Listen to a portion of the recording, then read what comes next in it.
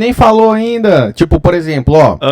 Se o Lula Não, eu ganhar... perguntei na terceira via. Ele disse Não. que acredita que tem que ter, mas que Ele ia votar no Danilo. No Danilo Gentili. Não, mas assim, você acha que... O Hulk tá aí, ó. Você acha que se o Lula ganhasse, qual que era o destino do país? O que você... Sei lá, o Lula ganhou. E agora? O que vai acontecer? Você acha que realmente vai ter essas limitações aí de mídia? Vai acontecer alguma coisa com o país? Ele vai fazer muita coisa populista que vai endividar o país ainda mais? Vai fazer o país ter uma inflação muito grande?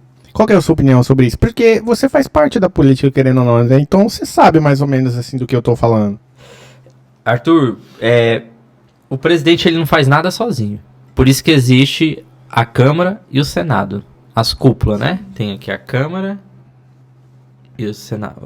A Câmara, mas não, a Câmara aberta, Senado, o Senado é assim porque o Senado é mais fechado. E a Câmara é mais aberta. Então é assim. E por exemplo, pode se trocar o presidente. Vamos supor que o Lula assume e venha lá com todo o assistencialismo dele, né? A ideologia deles.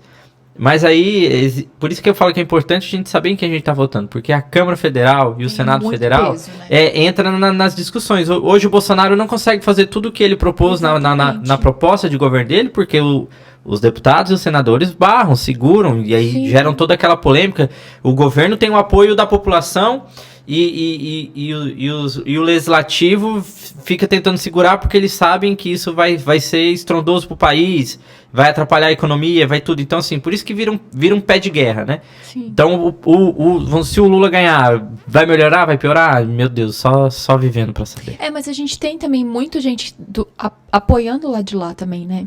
A esquerda, assim, ele tem um pouco mais de força, parece. Tipo, pressão? Os artistas... Não, tô dizendo de quem tá lá trabalhando. Ah, tá. Lógico que tem. O PT... Sim, porque... vamos entrar um pouco aqui num critério.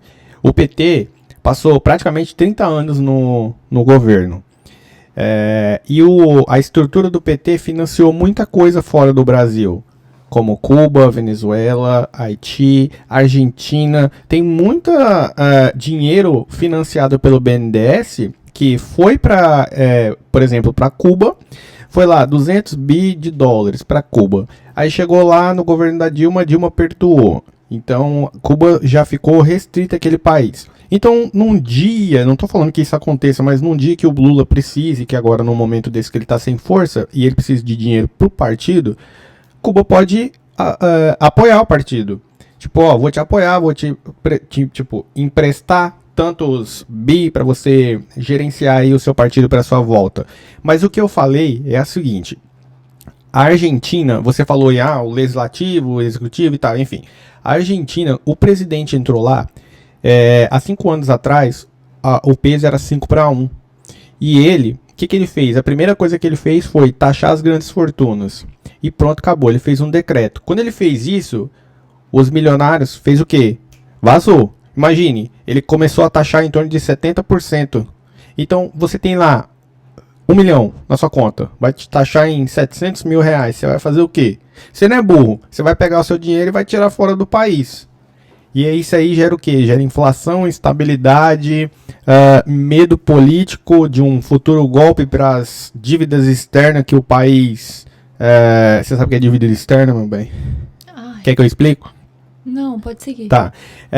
As dívidas externas e, tipo, as pessoas começam a ficar com medo daquilo, né? Tipo, o presidente tá fazendo isso, tá fazendo aquilo, papai, gente escapando dinheiro. Aí o próprio país começa a se murchar. E aí, o presidente ainda bloqueou a saída do dinheiro. Então, você que tem seu 1 milhão, você não tirou o seu dinheiro do país, o que acontece? Você não tira mais. Você vai ter o seu dinheiro lá desvalorizado. E aí, cara, é muitos anos para se arrumar isso aí. Por uma medida de... isso foi em 2015, 2016, nós estamos em 2021. São 4, 5 anos. E para recuperar a estrutura, confiabilidade, porque país é igual relacionamento. Tem que ter confiança para os outros países começar a entender que aquele país agora está indo numa linha certa, empreendedorismo e tal. E aí o cara pega e fala assim, em 5 anos ele conseguiu arregaçar. Aí o meu medo é o Lula entrar, fazer algum tipo de medida dessa e aí o Brasil, tipo, já tá ruim, ficar muito mais ruim, e isso demorar, tipo, num longo prazo muito grande pra melhorar, entendeu? Mas aí é o que a gente volta a falar, democracia, né? O Bolsonaro, vamos falar o STF, se dependesse dele não tinha mais STF, mas não depende dele. Depende de toda uma cúpula, depende dos nossos deputados, dos nossos representantes. Sim. Então, por mais que entre aí e que... Igual muito se fala do Bolsonaro querer dar um golpe, ele não consegue. Mas não essa manifestação que teve no dia 7 aí, que foi muita gente, foi certo. Em prol do quê?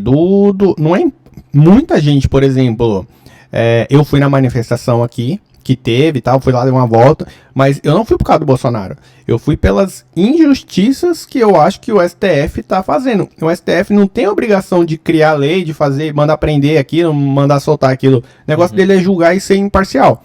Então, basicamente, essas manifestações foram pra quê? Foram pra, tipo, a incompetência, entre aspas, insatisfação das pessoas em relação ao STF. Democracia. Se mas muitos foram lá só por apoio ao Jair. Também, né?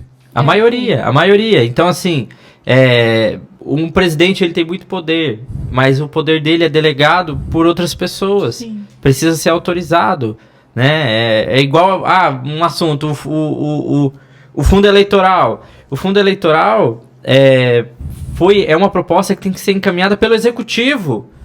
E aí depois o executivo encaminha uma proposta para depois vetar a proposta. Olha só que coisa, né, confusa.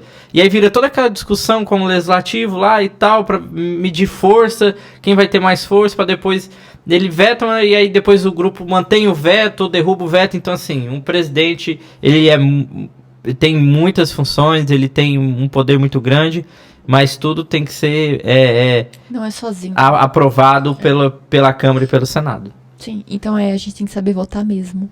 Não, e resumindo, né, tem que ter educação básica aí, a gente mudar toda a estrutura do país, que inclusive, eu tava vendo esses dias, a mulher falou lá que o interessante não seria ter uma reforma tributária, reforma administrativa, teria que ter uma reforma política para poder melhorar todo o sistema ali, porque se a gente comparar o Brasil não, os Estados Unidos, os Estados Unidos é completamente diferente do Brasil, você não pode comparar. Tá, mas vamos comparar nesse segmento.